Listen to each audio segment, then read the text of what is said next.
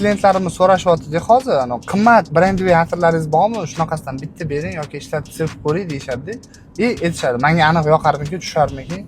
Chunki oldin hidlab ko'rishmagan, sevib ko'rishmagan bo'lishadi-yu. Yo'q, qimmat atir deganda har doim hammaga birda yoqadi degani emas. Nimaga qarab tanlashimiz kerak deyshadi. Birinchi o'rinda xarakter. Masalan, men hech qachon ko'rmadim, juda ham seryozni, masalan, derski o'tkir atir yaxshi ko'rib sepadigan odamga yumshoq, masalan, simfoniya bersangiz, jenskiy atirmi deyshadi. Shuning uchun men tavsiya qilgan bo'lardim, o'shani professional sotuvchidan olsanglar yoki bo'lmasam sotuvchini konsultatsiyasini olsanglar, bu mendan bo'ladimi, boshqa sotuvchidan bo'ladimi bilmadim. Yaxshiroq o'zi bir 15-20 gaplashsangiz, o'zi sekin ochilish boshlaydi sotuvchi. O'sha tavsiyasiga qarab olish kerak.